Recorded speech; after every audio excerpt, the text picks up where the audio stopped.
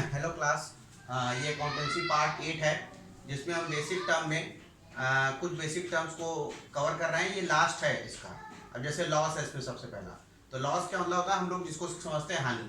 अब ये इसको दो तरह से अकाउंट्स में आप समझ सकते हैं। पहला जैसे लिखा है, conveys the result of the business for a period when total expenses exceeds the total revenue. मतलब आपके खर्चे ज़्यादा हो गए और कम मतलब जो रेवेन्यू मिल रहा है वो कम हो गया, तो आपको लॉस हो जाएगा। या इसको ऐसा भी समझ सकते हैं, it refer to some fact और activity against which firm receive no benefit. जिसमें आपने कोई काम किया लेकिन आपको कोई बेनिफिट उसका नहीं मिला, तो वो भी लॉस हो गया। ठीक है। दो होते हैं, अकाउंटिंग ईयर और फाइनेंशियल ईयर।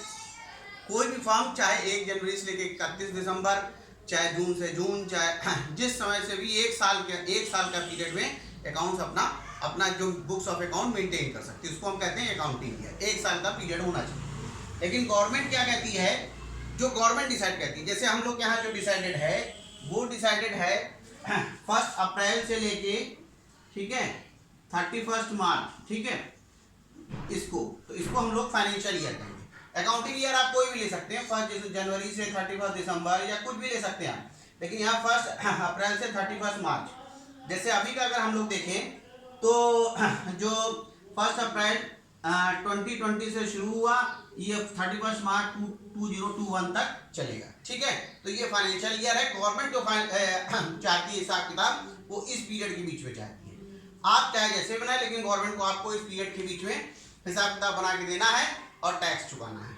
ठीक है। नेक्स्ट है stock. It refers only to the value of those goods which are purchase for reselling. जो रीसेलिंग के लिए गुड्स आप परचेज करते हैं वो स्टॉक है। इन्वेंट्री क्या है?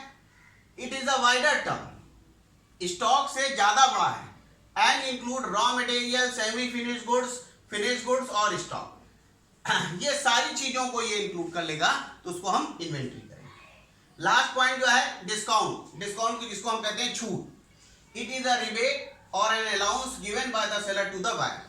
ठीक है, सेलर जो बायर को मतलब कम चार्ज करता है, जैसे 100 रुपए की चीज है, 10-20 रुपए कम चार्ज करके 80 का दिया, तो वो डिस्काउंट हो जाएगी। ठीक है, अब इसके आगे और हम लोग इसके बारे में डिटेल में पढ़ेंगे। ठीक, तो आज से आप लोगों की ये टर्मिनोलॉजी वाला पोर्शन खत्म। ठीक, ओके, थैंक यू।